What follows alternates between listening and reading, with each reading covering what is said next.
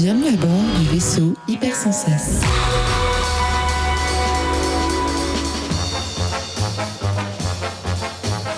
Salut à tous et bienvenue dans Cinécure, épisode 6. Vous voulez voir un film, mais vous ne savez pas quoi ? Vous passez des heures à scroller devant les vignettes qui ne vous disent rien. Vous constituez des listes sur des carnets que vous perdez et ne retrouvez plus quand vous en avez besoin. Vous ne savez plus comment vous y prendre pour sélectionner un film sans que cela tourne au pugilat. J'ai la solution. Cinécure, c'est le podcast qu'il vous faut. Je fouille dans les films que j'ai vus et je vous ressors les meilleurs, les plus intéressants, intrigants, excitants, amusants. Tous les mois, je vous en recommande 4 sans limite de genre ni d'époque, à la seule condition qu'il soit disponible en streaming ou en VOD. Ce mois-ci, je vous parle du vieil Hollywood, de pulsions un peu gênantes, d'histoires de famille et de romantisme musclé. Vous êtes prêts ? C'est parti !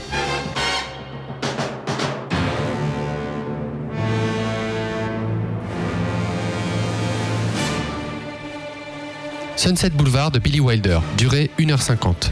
Un scénariste de série B tente d'échapper à ses créanciers et se retrouve par hasard sur la propriété de l'une des plus grandes stars du Hollywood muet.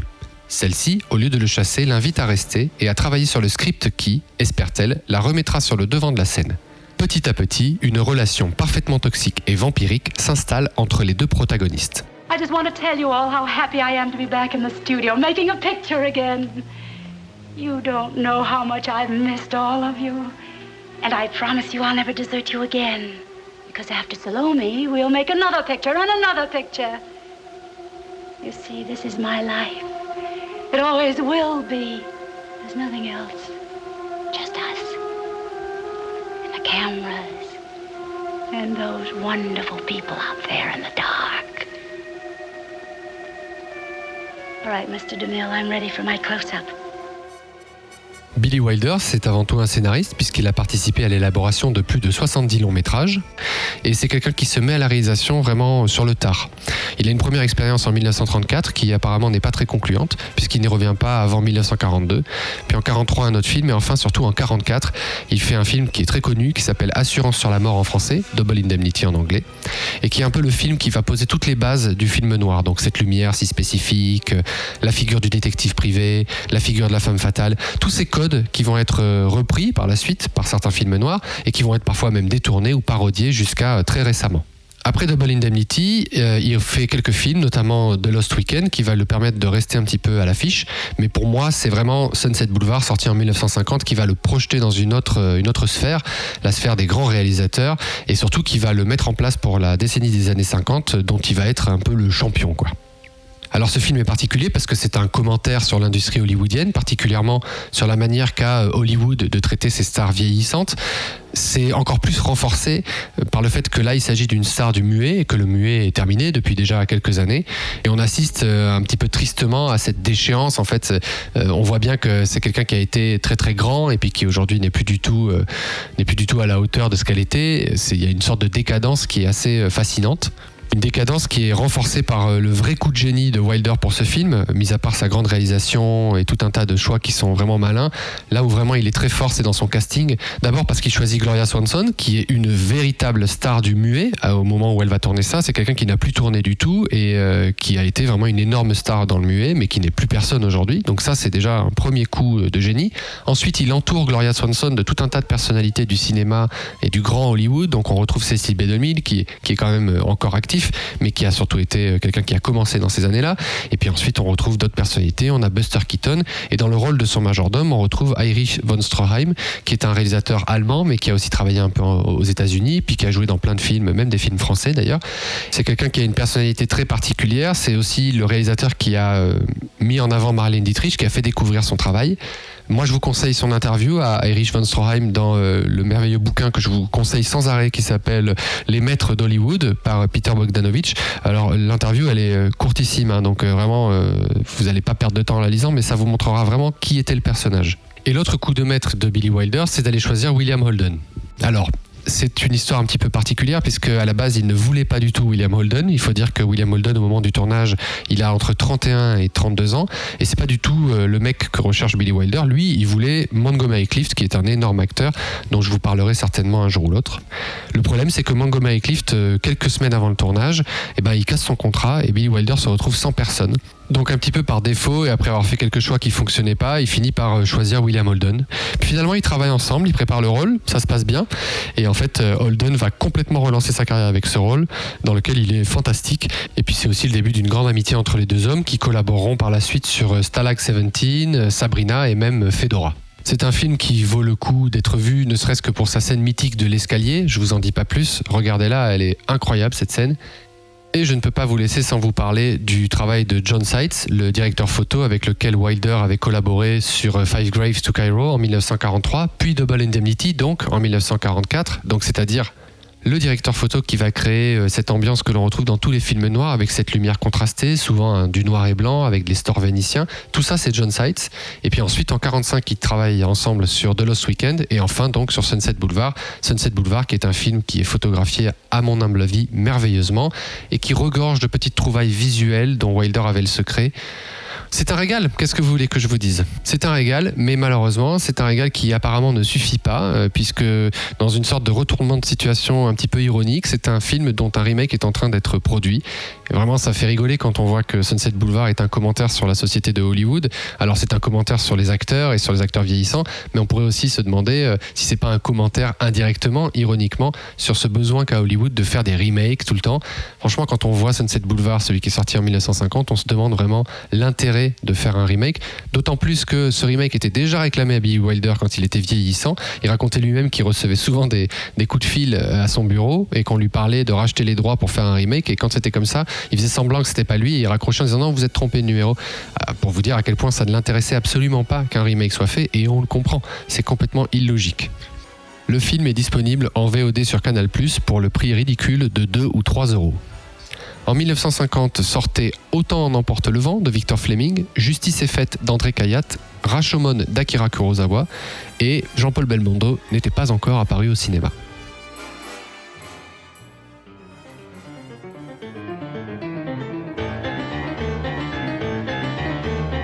Le Voyeur de Michael Powell, durée 1h41. Mark Lewis, un jeune homme réservé et un peu fuyant, a plusieurs métiers. Principalement cadreur pour un studio londonien, il est aussi photographe coquin pour arrondir ses fins de mois. Et la nuit, il chasse des jeunes femmes pour les filmer alors qu'il les tue et espère voir ainsi l'expression de la peur sur leur visage. Alors qu'une enquête est ouverte pour découvrir qui est derrière ces meurtres, Mark rencontre sa voisine Hélène, une jeune femme spontanée, et les deux tombent amoureux. Mark essaye alors de combiner sa vie professionnelle et son amour naissant qu'il souhaite ne pas salir avec ses pulsions meurtrières. Imagine someone coming towards you who wants to kill you, regardless of consequences. A madman? Yes, but he knows it, and you don't. And just to kill you isn't enough for him. Michael Powell, je vous en avais déjà parlé dans l'épisode 1 de Cinécure, celui où je vous conseillais Les Chaussons Rouges, de donc Michael Powell et Emmerich Pressburger, c'est-à-dire la personne avec laquelle il a formé un duo pendant des années, probablement le plus grand duo du cinéma britannique, un duo qui nous a donné des très très grands films. Bon, mais là, pour Peeping Tom, donc le titre original, Le Voyeur en français, il est seul. Et il est très seul, et il sera encore plus seul après la sortie, puisque c'est un film dont il ne se remettra jamais, tellement il a été mal reçu et par la critique et par le public. Alors, par le public, parce qu'il est profondément malaisant, c'est un film qui a plusieurs lectures. L'une de ces lectures à laquelle moi j'adhère personnellement, c'est une lecture profondément sexuelle, c'est-à-dire qu'il est clairement question de rapports sexuels et de notre sexualité. Donc ça, en 1960, ça pardonne pas. C'est un film aussi qui est un petit peu en trois bandes, puisque donc on retrouve cette lecture sexuelle, mais on y retrouve aussi le rapport que les réalisateurs ont au cinéma, donc la façon qu'ils ont de capturer des images, particulièrement leur rapport à leurs actrices. Michael Powell, c'est quelqu'un qui a été marié avec et amoureux de pas mal d'actrices qu'il a dirigées, donc c'est quelqu'un qui déjà a cette espèce d'ambiguïté, pas toujours très nette d'ailleurs, et il y a aussi ce rapport que l'on peut avoir, nous, spectateurs au cinéma, donc cette façon que l'on a d'aller s'enfermer dans des salles obscures et regarder des gens vivre des choses parfois dramatiques, parfois excitantes, sur grand écran, tout en ayant absolument, de notre côté en tout cas, aucune prise de risque, aucune participation directe à ces événements-là. Donc il y a quelque chose de profondément, quand on y réfléchit, pas forcément malaisant, mais un peu malsain. Alors autant vous dire qu'en 1960, ce côté malsain, ça pardonne pas. Le film, quand il sort en Grande-Bretagne, il est retiré des salles 5 jours plus tard. Donc vraiment, c'est pas assez pour que ça puisse être vu. Et puis surtout, c'est un film qui ensuite va être coupé, recoupé, découpé, remonté. Le film qu'a pensé Michael Powell, on ne le verra jamais en fait, parce qu'il y a des extraits qui sont complètement perdus à jamais, quoi. Pourtant, quand il est sorti, c'était considéré comme un petit peu le pendant britannique de Psycho. Ce qui est rigolo, puisque Hitchcock est aussi britannique, mais bon, les films de Hitchcock, à cette époque-là, ils étaient produits aux États-Unis, on était déjà sur une autre planète. Dans ce film, il y a une scène absolument incroyable que je ne me lasse pas de revoir régulièrement, qui est la scène où Mark rencontre la maman de Hélène. Voilà, je ne veux pas vous en dire plus, mais la maman d'Hélène est aveugle, et donc Mark, lui, est obsédé par l'image. Et il va y avoir cette espèce de rapport entre eux dans ce moment d'échange, cette scène qui est relativement courte, qui est à la fois profondément dérangeant et en même temps doux, rassurant, et en même temps profondément sexuel. C'est très bizarre et c'est difficile à définir pour qui n'a pas vu le film, mais vraiment il y a quelque chose de dérangeant, d'inexplicable, quelque chose qui touche presque au sublime dans un sens, et qui est quelque chose que je n'ai quasiment jamais revécu dans aucun film que j'ai vu. Voilà, je voudrais quand même en profiter pour remercier mes amis qui m'ont conseillé ce film, ils se reconnaîtront, et vraiment j'espère que vous le découvrirez et que vous l'aimerez autant que moi. C'est un film très spécial, très particulier, dans une année de cinéma, 1960, qui elle aussi est très spéciale et très particulière, puisqu'elle venait ouvrir une décennie de gros mouvements, de gros changements, et que cette même année 60 sont sortis énormément de films importants, comme par exemple La Dolce Vita de Federico Fellini, Ben-Hur de William Wyler en France, parce qu'en réalité il est sorti en 59 aux États-Unis, La Vérité de Henri-Georges Clouzot, dont on reparlera peut-être bientôt, et Classe sous risque de Claude Sautet avec Jean-Paul Belmondo. Le Voyeur est disponible sur Shadow et sur Plex TV. Plex TV, c'est une plateforme dont je vous reparlerai très bientôt, un petit peu particulière, mais gratuite et sans engagement, à condition d'être prêt à vivre un petit peu de publicité pendant la projection, ce qui peut être ennuyeux. C'est pour ça que je vous conseille quand même plutôt d'aller le voir sur Shadow.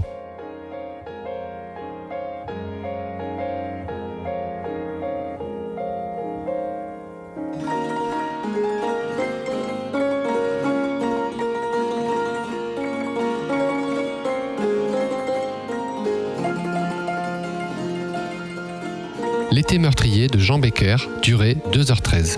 Quand Eliane, une jeune femme sensuelle et volage, débarque au village, elle fait tourner les têtes de tous les habitants.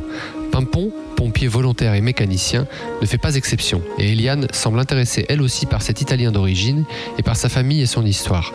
Quelque chose semble la lier au piano mécanique qui est entreposé dans la grange familiale.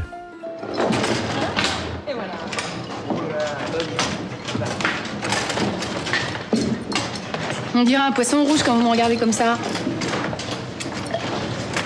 Ils sont noirs naturels, vos cheveux? Tu parles, Charles, ça me coûte 150 francs par mois et ça me donne des croûtes sur la tête.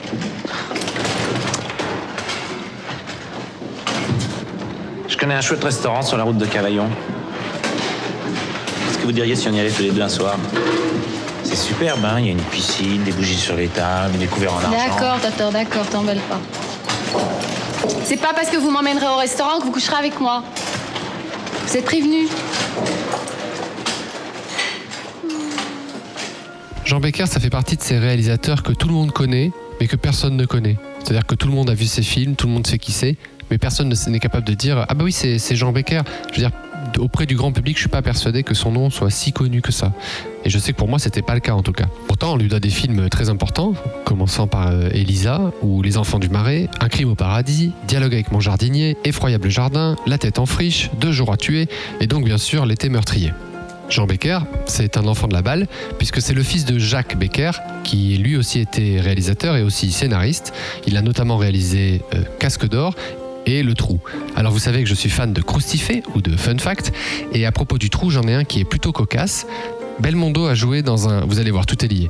Belmondo a joué dans un court-métrage qui s'appelle Charlotte et son Jules, qui a été réalisé par Jean-Luc Godard.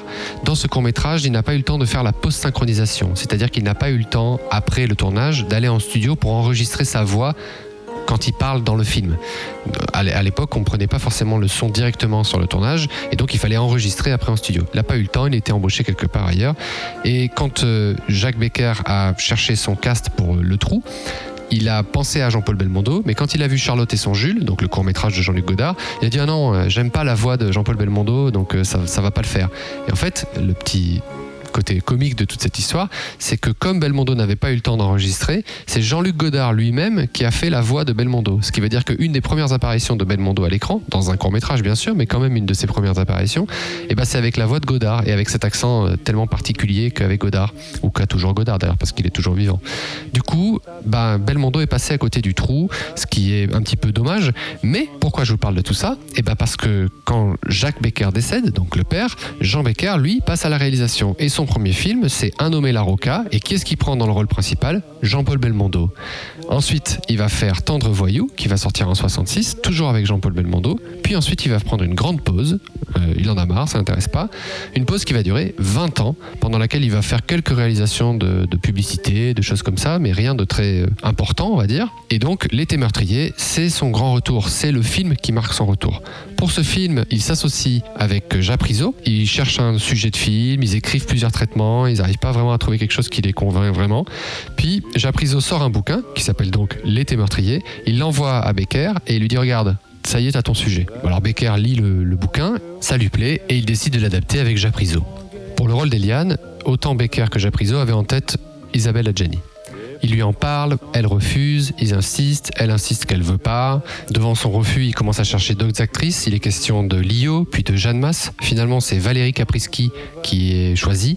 Elle apprend le rôle, elle le répète. Puis finalement, Isabelle Adjani, qui a entre-temps lu le roman de Japrisot, revient sur sa décision et obtient le rôle principal. Et c'est tant mieux, parce qu'elle a gagné le César, c'est un des Césars qu'elle a gagné, pour ce rôle. Franchement, dedans, elle est incroyable, elle est incandescente et elle porte le film sur ses épaules, puisque tout est une question de perspective dans ce film, notamment de la perspective d'Eliane, puisque c'est elle qui arrive dans le village et c'est elle qui a un mystère à dévoiler, donc c'est elle qu'on suit la plupart du temps. Même si le film va se permettre des petites incartades à droite à gauche, en définitive, c'est bien son histoire dont il s'agit et c'est bien donc son point de vue qui est exposé, donc on vit toute la trame narrative à ses côtés. Et pour ça, il faut quand même avoir les épaules pour porter le film de bout en bout, ce qu'elle fait sans aucun problème. Et en plus de ça, elle est censée représenter un personnage qui insuffle une tension sexuelle tout au long du film. Bon, Adjani en 1983, c'est clair qu'elle a aucun problème pour y parvenir. Ça devait quand même être très difficile, j'imagine, parce qu'elle a ce rôle dans lequel l'enferme les villageois dans le film, qui est en fait un objet sexuel, et malgré tout elle arrive à donner quelque chose de plus, elle arrive à avoir une présence qui est magnétique, c'est assez incroyable. Pour lui donner la réplique, on retrouve Alain Souchon, qui est Alain Souchon. Moi je pense que ça aurait mérité d'être quelqu'un d'autre, mais je sais que Gérard Depardieu avait refusé le film, il l'avait proposé à Patrick Devers. Évidemment, on ne peut pas s'empêcher d'imaginer ce que ça aurait été avec Devers face à Adjani. Ça aurait probablement été quelque chose d'extraordinaire. Malheureusement, il s'est suicidé avant de donner sa réponse. Donc le rôle a été à Souchon. C'est par ailleurs un des tout premiers films de François Cluzet, qui est excellent dedans. Et on retrouve Suzanne Flon, qui gagnera elle aussi le César, mais cette fois-ci dans un second rôle. César amplement mérité pour une actrice qui est généralement assez méconnue, voire sous-cotée. Aux côtés de ces deux récompenses féminines, Sébastien Japrisot gagnera le César de la meilleure adaptation et le film gagnera aussi le César du meilleur montage pour Jacques Wita.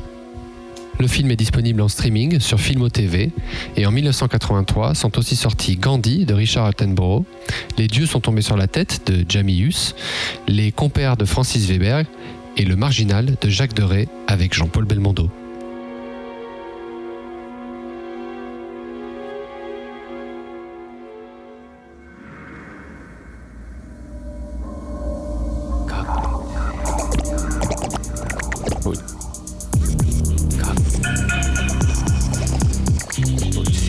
Time and Tide de Treehawk, durée 1h53. Un barman s'entiche d'une lesbienne et la met enceinte accidentellement lors d'une soirée très arrosée.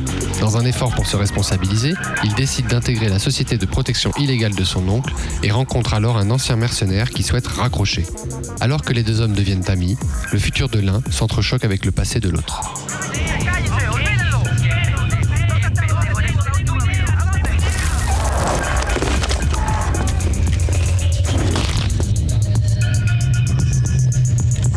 Lo siento, me olvidé.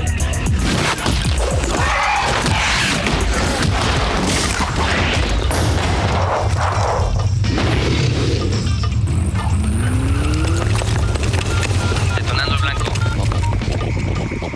Welcome, Kakuj City. Saludos a nuestro querido comandante Time and Tide, c'est un film, d'abord c'est un film fou, complètement dingue, dans lequel il faut vraiment se plonger sans réfléchir, se laisser transporter par les émotions, par les sensations, parce que sinon ça peut être une expérience assez frustrante. Moi j'ai mis un petit peu de temps à rentrer dedans, sa forme est très particulière, le jeu des acteurs est spécial aussi, l'histoire est complètement folle, même parfois on a la sensation que c'est un non-sens. Et puis en fait, une fois qu'on se laisse porter par la vague, on est complètement happé par l'histoire, on est complètement happé par les images, par ce qui se déroule, qui a l'air fou. Vraiment, il n'y a pas d'autre mot, c'est un film fou. C'est un film d'action, donc ça il faut le savoir aussi. Si vous n'êtes pas branché film d'action, c'est même pas la peine de mettre le film, vous allez vous ennuyer. Mais c'est aussi, et je pensais vraiment jamais dire ça un jour, c'est aussi un film extrêmement poétique. Donc c'est très bizarre, on se retrouve dans une espèce d'ambiance où en fait on mélange, pour donner une référence qui soit concitoyenne de Tsui-hark, je dirais John Woo, donc ce cinéma un peu dans l'excès, très jouissif, extrêmement dans la surenchère, avec Wong Kar-wai, pourquoi pas, qui est aussi concitoyen de Tsui-hark, donc aussi hongkongais, et son traitement du temps, de l'image, sa photographie si particulière qu'on retrouve dans un sens dans ce film. Donc on est ballotté entre de l'action pure, même parfois de l'action extrême, et aussi un traitement du temps, des personnages extrêmement poétiques, extrêmement romantiques même parfois, alors qu'a priori l'histoire ne s'y prête absolument pas.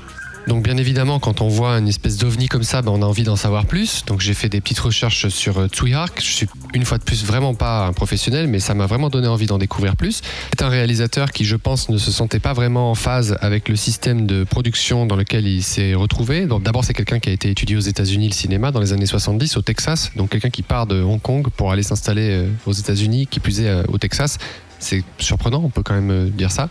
Sur place, il découvre forcément le cinéma américain qui l'influence, et ça se voit d'ailleurs dans Time and Tide, que certains plans, certaines choses, on retrouve des codes visuels qui sont pas purement hongkongais, mais là où le cinéma hongkongais est toujours très fort, c'est pour aller chercher des choses à l'extérieur, les adapter, et puis en faire quelque chose de nouveau, de complètement différent, quoi. C'était le cas déjà avec John Woo et son rapport avec Melville. Là, Tsui-hark, clairement, il va chercher quelque chose au cœur du cinéma américain. Et en rentrant à Hong Kong, il commence par réaliser pour des séries télé, et en fait après, en réaction au système qui est en place à Hong Kong, il s'inclut dans le mouvement de la nouvelle vague hongkongaise qui a lieu de 79 à 84 avec tout un tas d'autres réalisateurs, dont John Woo et Wong Kar-wai notamment.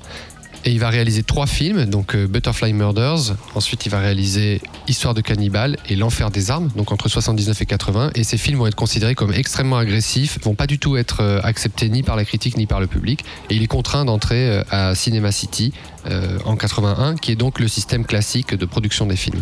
Et c'est quelqu'un qui va toujours avoir l'envie de repousser un peu les limites, à l'image du mouvement de la nouvelle vague hongkongaise et de la nouvelle vague même française, parce que c'était ça au début, l'idée. C'était de dynamiter un peu les modes de production, les modes de réalisation, changer un peu tout et recommencer, laisser place aux jeunes. Et en fait, il va lui aussi osciller, comme nous on oscille dans son film entre romantisme et action. Lui, il va osciller entre indépendance farouche et système extrêmement industriel, commercial. Et en fait, il va finir par quand même vraiment marquer le cinéma chinois, hongkongais. Il va le faire comme réalisateur, puisqu'il va réaliser plusieurs films qui vont changer. Je ne vais pas vous faire une masterclass sur Tsui-hark, allez faire des recherches sur lui, c'est très intéressant.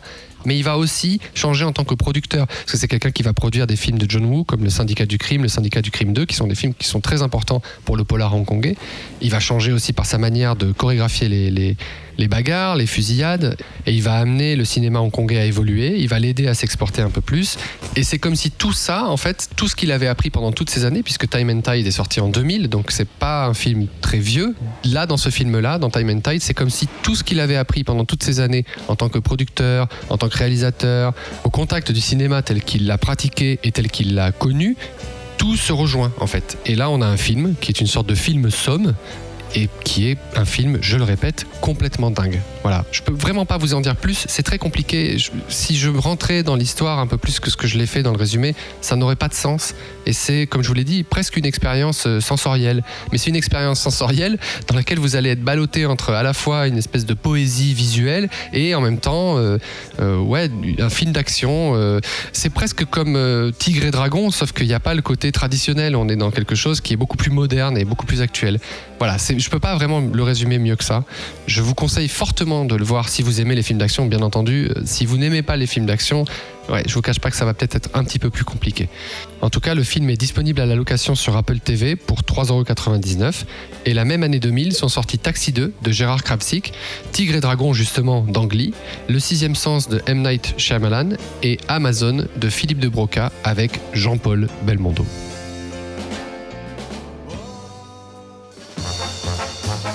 Et voilà, c'est déjà la fin de cet épisode de Cinécure. J'espère qu'il vous a plu. Si c'est le cas, n'hésitez pas à le partager, à en parler autour de vous et à venir mettre 5 étoiles sur Apple Podcast. C'est important pour le référencement. Cinécure est produit par Adrien Larouzet chez Vaisseau Hyper Sensas et je les remercie tous de la confiance qu'ils m'accordent. Enfin, vous l'avez vu, j'ai disséminé un peu de Jean-Paul Belmondo partout dans cet épisode. Il y a un mois, déjà, cet immense acteur nous quittait et je me doute bien qu'en un mois, vous avez dû entendre un peu tout et n'importe quoi sur lui et qu'une certaine lassitude a dû s'installer autour de ce décès. Mais quand même, je pense que c'est important de se souvenir qui a été Bébel, ce qu'il a apporté au cinéma et particulièrement au cinéma français.